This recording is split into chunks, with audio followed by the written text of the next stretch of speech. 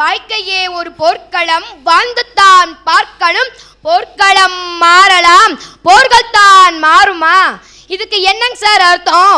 இன்னைக்கு ஒரு பிரச்சனை வரும், நாளைக்கு ஒரு பிரச்சனை வரும். பிரச்சனை என்னைக்கு ஒண்ணுதான், ஆனா அது வர விதத்தான் சார் வேறு. இதனால மனுஷன் தோல்வி கண்ணி என்னைக்கு துவளக்கூடாது சார்.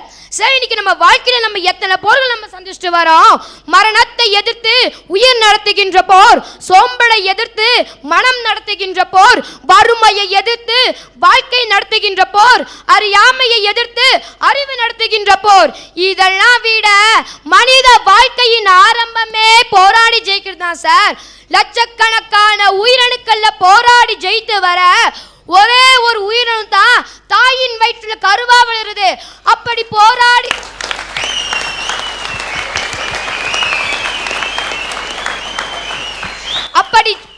ஜெயித்து பிறந்த மனுஷன் தோல்வி கண்டு எனக்கு துவளக்கூடாது சார்.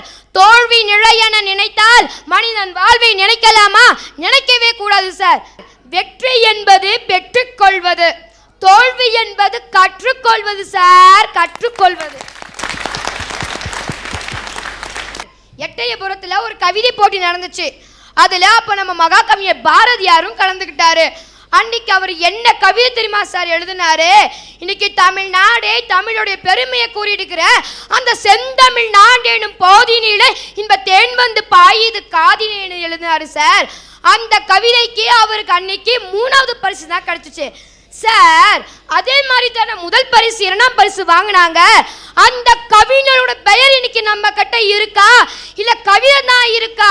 ஆனா நம்ம மகாகவி பாரதியார் மட்டும் இன்னைக்கு எப்படி சார் நம்மளுடைய கவிதைகளோட வாழ்ந்துட்டு வராரு? அவர்கிட்ட விடா முயற்சி இருந்துச்சு, தன் நம்பிக்கை இருந்துச்சு. அதனால தான் அவர் முன்னேறி வர முடிஞ்சிச்சு சார். ஒருத்தர் ரயில்வே துறையில கிளர்க் வேலைக்கு அப்ளிகேஷன் போட்டாரு. அந்த அப்ளிகேஷனை வாங்கி படிச்சுட்டு இவனுடைய கையெழுத்தே சரியில்லையே, இவன் எப்படி நம்ம வேலைக்கு உதவான்னு துரத்தி அனுப்பிச்சுட்டாங்க. அன்னைக்கு யாரோடைய கையெழுத்து சரியில்லைன்னு துரத்தி அனுப்பிச்சுட்டாரோ அவர் தான் உலக மக்களுடைய தலையெழுத்தை மாற்றும் அளவுக்கு கருத்துக்களை எழுதி குவிச்சாரு. தொழிலாளர் வர்க்கத்திலேயே ஒரு மாபெரும் புரட்சி ஏற்படுத்தினாரு காரல் மார்க்ஸ் சார். இங்க இருக்க 16 பேச்சாளரோட கருத்து என்னோட கருத்து உங்க மனசுல இடம் பிடிக்கும். ஏன்னா எனக்கு தன்னம்பிக்கை இருக்கு, நான் போராடுவேன், ஜெயிப்பேன். ஏன்னா என் பேர் சதாம் ஹுசேன். சபாஷ்.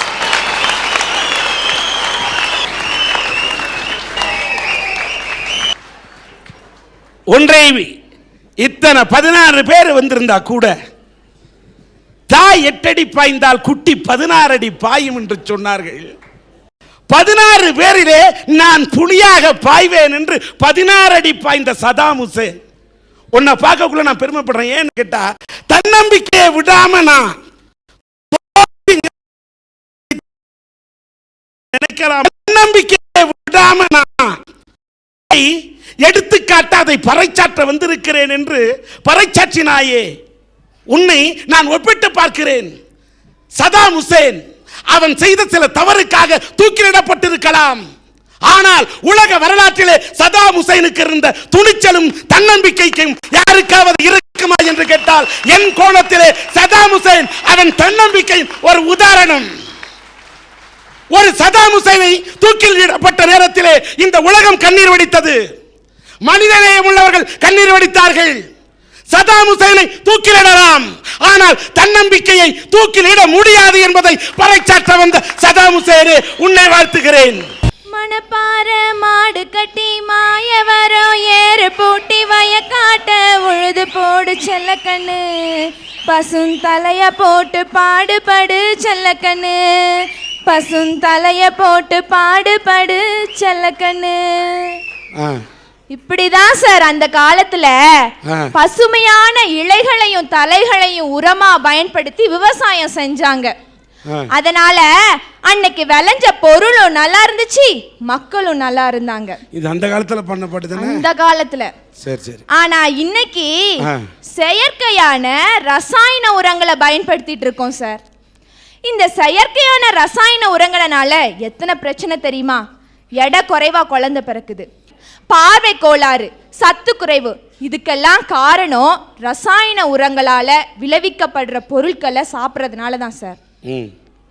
குழந்தை பெத்துக்க வழி இல்லையேன்னு மலடாகி போயிட்டோமேன்னு துடிக்கிற இதயம் நம்மளுடைய பாரம்பரிய நிலம் மலடாயிட்டு இருக்கே, அதை நினைச்சு ஏன் சார் துடிக்கிறதுல? துடிக்கிறோமோ இல்லையோ, நம்மை போன்ற சில இதயங்கள் ரத்த கண்ணீர் வடிக்கிறோம் என்பதை நிச்சயமா சொல்லுவோம். சொல்லுங்க. நன்றி சார். திருப்பூர் பக்கத்துல நிறைய சாயப்பட்டறைகள் இருக்கு, எல்லாருக்கும் தெரிஞ்ச விஷயம். இந்த சாயப்பட்டறைகள் இருந்து வெளிவர கழிவுகளை எங்க தெரியுமா சார் விடுறாங்க? பக்கத்துல இருக்கிற நொய்யலாறுங்கிற ஒரு ஆத்துல விடுறாங்க சார். இந்த நொய்யலாத்து மூலமா அன்னைக்கு ஆயிரக்கணக்கான ஏக்கர் பரப்பளவுள்ள விவசாய நிலங்கள் எல்லாம் விளைஞ்சிட்டு இருந்துச்சு. ஆனா இன்னைக்கு அதே ஆற்று தண்ணியால அத்தனை நிலங்களும் பாழ்பட்டு மலடாகி போய் கிடக்கு சார். அந்த பாழ்பட்ட நிலங்களை, மலடாகி கிடக்கும் அந்த நிலங்களை மீண்டும் சரி செய்ய வேண்டும் என்று சொன்னால் எத்தனை ஆண்டுகளாகும் தெரியுமா? 100 ஆண்டுகளாகும். பாழ்படுத்துவதற்கு சில ஆண்டுகள் போதும், பதப்படுத்துவதற்கு இன்னும் 100 ஆண்டுகளாகும் என்று விஞ்ஞானம் சொல்லுகிறது. இத அரசு கண்டுபிடிச்சி சாய கழிவுகளை தண்ணிக்குள்ள கலக்காதீங்கன்னு தடை போட்டாங்க. ஆனா அவங்க எல்லாம் என்ன தெரியுமா சார் பண்ணாங்க? சாய கழிவுகள் உள்ள சாயங்களை மட்டும் எடுத்துட்டு கழிவுகளை மறுபடியும் ஆத்துல கலந்துட்டு இருக்காங்க சார். ஒரு சில பண பெருச்சாலிகளோட சுய நலத்துக்காக எதிர்கால சந்ததிகளோட வாழ்க்கையை பத்தி கொஞ்சம் கூட யோசிக்கல சார். சரி, இந்த விவசாய நிலங்கள் மட்டும்தான் பாழ்பட்டு நினைச்சிட்டு இருக்கீங்களா? இல்ல சார், ஆத்தங்கரையோரத்துல இருக்கிற மக்கள் அந்த தண்ணியை பயன்படுத்துறாங்க. அது கெமிக்கல் உள்ள தண்ணி. அந்த தண்ணியை பயன்படுத்துறதுனால எத்தனை பேருக்கு தோல் வியாதி தெரியுமா சார்? விதவிதமான நோய்கள், குணப்படுத்த முடியாத நோய்கள் கூட வருது சார். பொண்ணையும் திருடலாம், பொருளையும் திருடலாம். ஆனா இப்ப என்ன தெரியுமா சார் பண்றாங்க? மண்ணை திருடுறாங்க சார், மண்ணை திருடுறாங்க. ஆற்று மணலை வண்டி வண்டியா வீடு கட்டுறதுக்காக கொள்ளையடிச்சிட்டு போறாங்க சார். ஆற்று மணலை திருடுறாங்க சார்.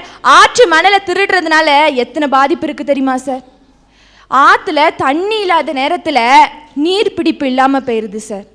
இப்படி நீர்பிடிப்பு இல்லாததுனால சுற்றி இருக்கிற கிராமங்கள் எல்லாம் வறட்சிக்கு உட்படுது சார். விவசாயம் செய்ய முடியாம போகுது சார். கரையோரத்துல இருக்கிற ஆத்து மணல் அள்ளுறதுனால வெள்ளப்பெருக்கு வர்ற காலத்துல ஆறு தன்னோட பாதையவே மாத்தி ஊருக்குள்ள புகுந்து எத்தனை உயிரிழப்புகள், எத்தனை பொருள் இழப்புகள் சார். இதுக்கெல்லாம் என்ன காரணம் சார்? ஆத்து மணலை திருடிட்டு போறாங்க. சரி, ஆத்து மணலை தான் அள்ளி நாட்டை சீரழிக்கிறான்னு பார்த்தா கடல் மணலையும் விட்டு வைக்கிற சார். கன்னியாகுமரி மாவட்டத்துல கொளச்சல் பக்கத்துல மணவாளக்குறிச்சிங்கிற ஒரு ஊர்ல கடல் மணலை திருடுறாங்க. ஏன் தெரியுமா? அதுல தான் கம்ப்யூட்டர் சிப்ஸ் தயாரிக்க பயன்படுற சிலிக்காங்கிற வேதிப்பொருளும் பென்சில் தயாரிக்க பயன்படுற கிராஃபைட்டுங்கிற வேதிப்பொருளும் அதிகமா இருக்கு. இது இயற்கை. இது இயற்கை நமக்கு கொடுத்திருக்கிற பெரிய கொடை சார். அந்த இயற்கையை திருடி வெளிநாட்டுக்கு வித்துட்டு இருக்காங்க சார். கடலுக்குள்ள இருக்கிற பவளப்பாறையை திருடுறாங்க சார். இந்த பவளப்பாறைகளை திருடுறதுனால, மேங்க்ரூவ் வகை காடுகளை திருடுறதுனால எத்தனை பாதிப்புகள் தெரியுமா? மீன்கள் முட்டை போட முடியல, குஞ்சு பொரிக்க முடியல, இனப்பெருக்கம் செய்ய முடியல. மீன் வளமே குறைஞ்சு போயிருக்கு சார். இயற்கை சமநிலையே பாதிக்கப்படுது. அதனால என்னைக்கு நாம இயற்கையை பாதுகாக்கமோ, என்னைக்கு நாம இயற்கைக்கு முக்கியத்துவம் கொடுக்கமோ, அன்னைக்கு தான் சார் இந்த நாடு முன்னேறும், நாமளும் முன்னேறும். பூவை விட மென்மையானது பெண்ணோட உள்ளம் சார். அப்படிப்பட்ட உள்ளம் ஒரு ஆணோட மனசை குத்தி பார்க்கணும்னு நினைக்காது சார். பூவோட மென்மையானது சார். ஒரு பொண்ணு குத்து விளக்கு ஏத்துறாள் சார். அதுக்கு காரணம் அவனோட வாழ்க்கையிலையும் ஒளி வீசணும், அவன் மனசுலயும் ஒளி வீசணும் அப்படிங்கிறதுனால தான் சார். உலகெல்லாம் ஒரு சொல் சார், ஒரு சொல்லில் உலகம். அதுதான் சார் காதல். பொருளாதாரம் முன்னேறும்னா பணத்து மேல ஆசை வைக்கணும். ஒரு ஆணோட வாழ்க்கை முன்னேறும்னா ஒரு பெண் மேலதான் சார் ஆசை வைக்கணும். அதனால பெண் மேல ஆசை வைங்கன்னு பேச வந்திருக்கேன் சார். பெண் மேல ஆசை வைக்கலாம், ஒரு பெண் மேல ஆசை வச்சா பரவாயில்ல. இவன் ஒவ்வொரு பெண்ணு மேல ஆசை வச்சா நாடு என்னமா ஆகும்? ஒரு காதலன் வந்து தான் காதலியை பத்தி ஒரு கவிதை எழுதுறான் சார். அவ கோவிலுக்கு போறப்ப சாமி கும்பிட்டு இருக்கிற அந்த பொண்ணு, ஒரு தெய்வம் கோவிலில் கல்லை வணங்குகிறதே அப்படின்னு. அந்த பொண்ணு தான் அவனுக்கு தெய்வமா சார்? ஒரு நிமிஷம். அதாவது அந்த பொண்ணை தெய்வம்னு சொன்னான். ஏன் சொன்னான் தெரியுமா? தெய்வம் நின்று கொள்ளும்.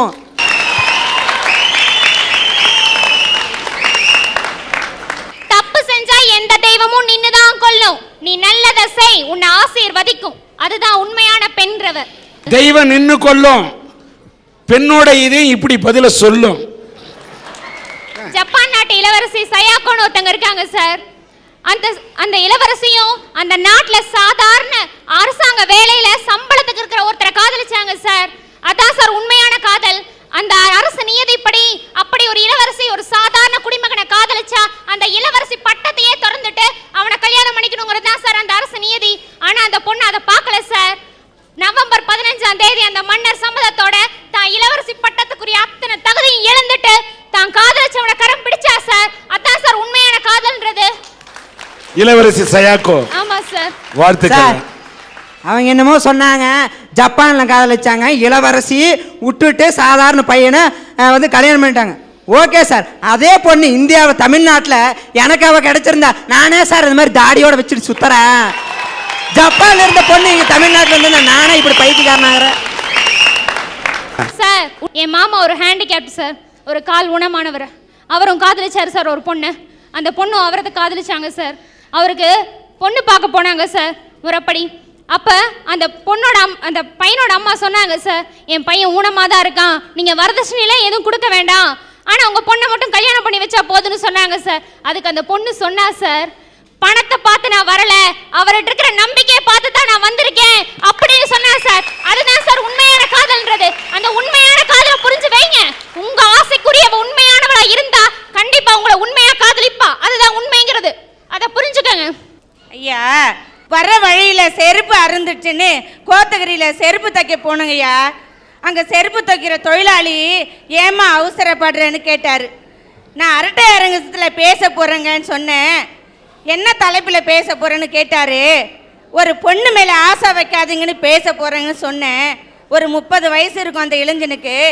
அவர் சொன்னாரு, அம்மா என் பேரை மட்டும் சொல்லாத, என் வாழ்க்கையில் நடந்த சோகத்தை அங்கே எல்லாரும் முன்னாடி சொல்லுன்னு சொன்னாருயா. என்ன சொன்னாரு தெரியுங்களா? ஒரு கௌரவமான குடும்பத்தில் பிறந்தவரா அவரும் ஒரு பொண்ணு மேலே ஆசைப்பட்டிருக்காரு.